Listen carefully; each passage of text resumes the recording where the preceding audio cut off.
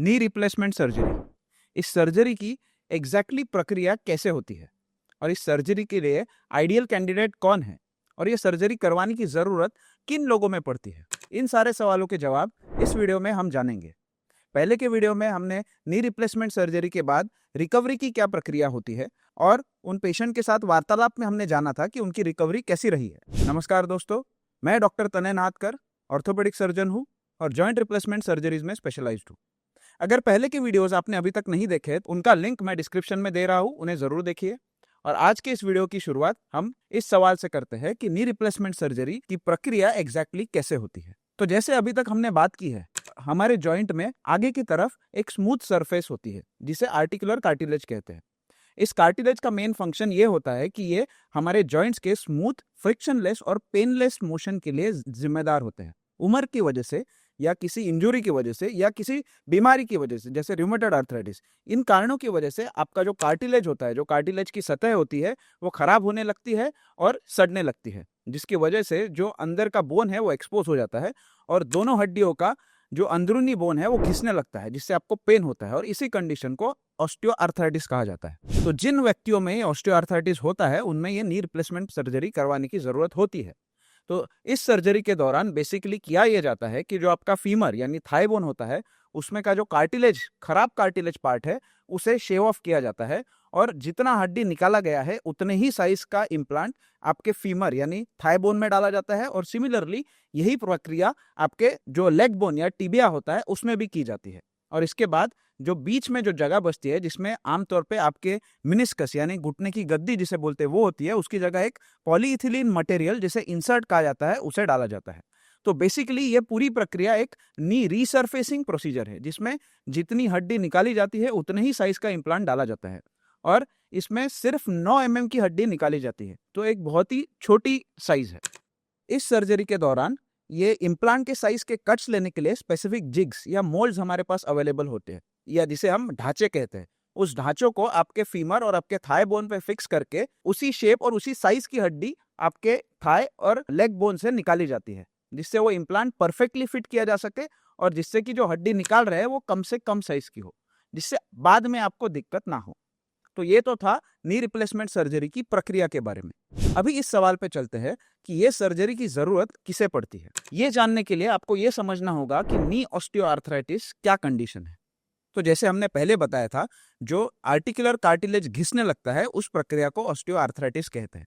But ये एक दिन में होने वाली डिसीज नहीं है, ये इवेंचुअली प्रोग्रेस होती है। ये ऑस्टियोआर्थराइटिस भला क्यों होता है? यूजुअली आपकी बॉडी में जो कार्टिलेज होता है उसमें वेयर एंड टेयर प्रोसीजर चलते रहती है, यानी नया कार्टिलेज बनता है और जो खराब कार्टिलेज है उसे बॉडी से निकाल दिया जाता है।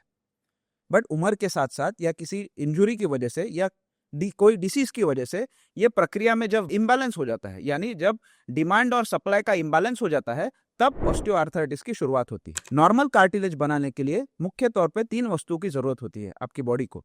एक होता है प्रोटियोग्लाइकेंस, दूसरा होता है कोलेजिन और तीसरा होता है वाटर। ये तीनों को जब सही मात्रा में मिक्स किया जाता है तब आपकी बॉडी इससे आपका आर्टिकुलर कार्टिलेज बनाती है। बट अगर आपकी बॉडी में कुछ प्रॉब्लम आता है, जैसे उम्र के साथ साथ जो प्रोटियोग्लाइकेंस या कोलेजिन का जो फॉर्मेशन है वो बॉडी में कम होने लगता है, या किसी इंजुरी या ट्रॉमा की वजह से या किसी डिसीज की वजह से आपका डिग्रेडेशन प्रोसेस यानी आर्टिकुलर कार्टिलेज का खराब होना ज्यादा फास्ट होने लगता है, तो ऐसे कंडीशन में कार्टिलेज बनने की और कार्टिलेज डिग्रेड होने की जो प्रक्रिया है इसमें इम्बैलेंस हो जाता है। यानी जो डिग्रेडेशन होता है वो फास्टर होने लगता है और जो बनने की प्रक्रिया है वो स्लो डाउन हो जाती है, क्योंकि उतने ही पर्याप्त मात्रा में रॉ मटेरियल आपकी बॉडी के पास अवेलेबल नहीं होता। तो इससे होता यह है कि बॉडी के पास जो भी रॉ मटेरियल अवेलेबल है, उस अवेलेबल कंटेंट में बॉडी जो बेस्ट पॉसिबल कार्टिलेज बना सकती है वो बनाने लगती है। लेकिन ये कार्टिलेज इंफीरियर क्वालिटी का होता है, इसकी वजह से धीरे धीरे आपके कार्टिलेज में क्रैक्स आने लगती है, वो टूटने लगता है और उसके अंदर का बोन एक्सपोज हो जाता है। तो ये प्रक्रिया होती है नी ऑस्टियोआर्थराइटिस के सेटल होने की। और इसी कारणवश इस प्रक्रिया को 4 स्टेजेस में डिवाइड किया गया है। जो स्टेज 1 और स्टेज 2 है उसे अर्ली ऑस्टियोआर्थराइटिस कहते हैं, और स्टेज 3 और स्टेज 4 जो है उसे सीवियर ग्रेड या हाई ग्रेड ऑस्टियोआर्थराइटिस कहते हैं, जिसमें बोन ऑन बोन डिसीज होता है, यानी जिसमें कार्टिलेज पूरी तरह वेयर ऑफ हो जाता है और दोनों बोन्स की जो रॉ सरफेस है वो एक्सपोज हो जाती है और हड्डी एक में एक से घिसने लगती है और जिससे आपको पेन होता है। तो अब चलते हैं हमारे अगले सवाल की ओर कि नी रिप्लेसमेंट सर्जरी किन लोगों में करवाई जानी चाहिए। इस चीज के लिए दो सबसे इंपॉर्टेंट फैक्टर्स है, एक है पेन और दूसरी है डिफॉर्मिटी। पेन, आपको नी में इतने हद तक दर्द हो रहा है कि आप अपने रोजमर्रा के काम नहीं कर पा रहे हो, ठीक से चल फिर नहीं पा रहे, उठ बैठ नहीं पा रहे। जो रोजमर्रा के काम आप यूजुअली इजीली कर सकते थे, जैसे कुर्सी से उठ के घर के किसी और रूम में जाना, खाना बनाने के लिए कुछ देर खड़े रहना, ये भी करना आपके लिए अगर दिक्कत की बात हो गई है तो जरूर आपको नी रिप्लेसमेंट सर्जरी करवानी चाहिए, इससे आपको फायदा जरूर होगा। दूसरी चीज आती है डिफॉर्मिटी, यानी जैसे जैसे आपका आर्थराइटिस प्रोग्रेस होते जाता है, आपका आर्टिकुलर कार्टिलेज और डैमेज होने लगता है, आपकी जो नी है वो बेंड होने लगता है, आपके पैर टेढ़े मेढ़े हो जाते हैं, जिसकी वजह से आपका जो वॉक है वो एक डक की तरह या हिलता डुलता वॉक हो जाता है।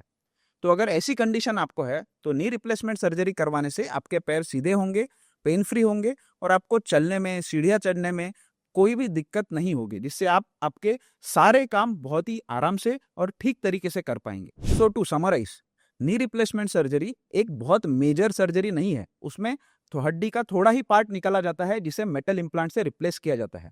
तो इसे एक नी रीसर्फेसिंग सर्जरी कहना ज्यादा बेटर होगा, क्योंकि आपके आजू बाजू के जो लिगामेंट्स और मसल्स है उसे प्रिजर्व किया जाता है। और ये रिप्लेसमेंट सर्जरी उन लोगों में जरूर करनी चाहिए जिन्हें बहुत नी ऑस्टियोआर्थराइटिस की वजह से बहुत ज्यादा पेन है और डिफॉर्मिटी है। तो ये वीडियो से अगर आपको कुछ फायदा हुआ है तो इस वीडियो को लाइक करें और चैनल को सब्सक्राइब जरूर करें। और नी ऑस्टियोआर्थराइटिस या नी रिप्लेसमेंट सर्जरी के बारे में अगर आपको कोई क्वेरीज है तो मुझे कमेंट सेक्शन में जरूर बताएं, उनका जल्द से जल्द जवाब देने की मैं पूरी कोशिश करूंगा। धन्यवाद।